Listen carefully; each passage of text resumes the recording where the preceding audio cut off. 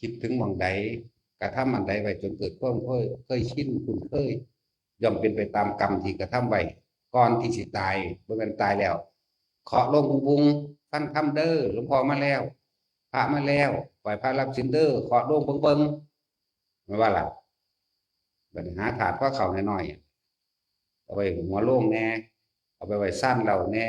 สั้นเงินแน่ก็ว่าไปเนาะนั่นคือความเชื่อพวกเจ้าพระสวดนี้แล้วกินข้าวเด้อบัดที่ไปกินแต่เจมันตายป่ะปลาแห้งป่ะนี่คือความจริงที่นำมาเล่าให้ฟังเสื้อว่าเสื้อกระซ้างแต่เขาก็บอกไปตามที่เขาเห็นนั่นแหละบ่ได้เสียเงินจักบาทพี่น้องก็บ่ได้ผิดเถียงกัน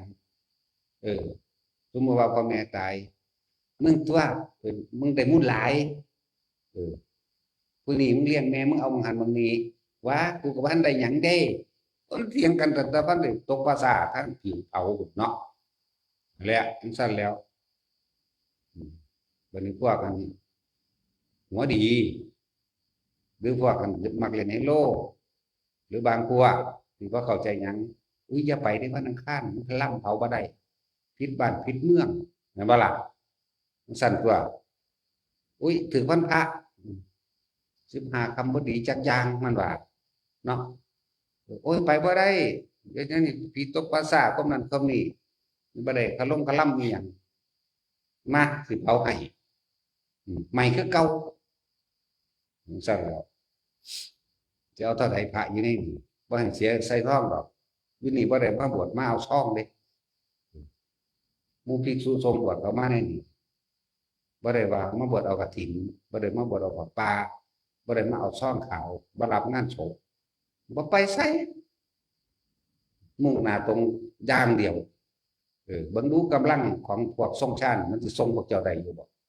บ่ให้สวดหยังสู่ทรงชาติอย่างเดียวแล้วก็บอกอจิรังปฏิจังกายโยนี่บอกคนเป็นไปเด้เอาสู่ไปพิจารณาเบิ่งเด้อสังขารทั้งหลายคือเรื่องเอาความเป็นแก่แน่นอนบ่ได้เมื่อตายแล้ววิญญาณไปปราดหมดความรู้สึกทางกายแล้วบ่ต่างกับท่อนไม้ท่อนฟืนไม่ต่างจากท่อนไม้ท่อนฟืนพวกสูก็สิคือกันเฮาก็สิคือกัน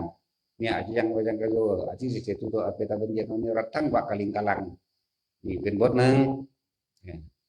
ไปเพิ่นว่านั่นว่าคือว่าให้เจ้าของเด้นั่นบ่ได้ว่าให้คนตายจักว่าล่ะที่ว่าแล้วต่อมาก็อนิจจาวัฏสังขาราวัฏวัจธรรมโนปชิตวรุสันติ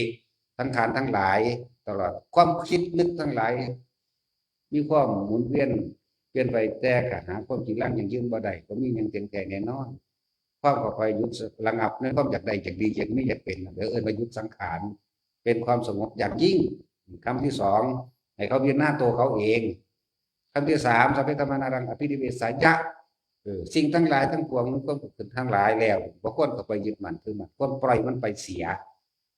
นั่นคำบาลีที่ว่าไป3 ศัพท์มีเครื่องแปลที่สอนคนเป็นไม่ได้สอนคนตายคนตายแล้วนั่นมันจะเอาอย่างไปสอนก็ไม่ต้องก็ตายเมื่อวิญญาณไปปราดหมายถึงตายเบิดความรู้สึกทางกายแล้วเป็นดุจดังท่อนไม้ท่อนฟืนนี่แหละบอกให้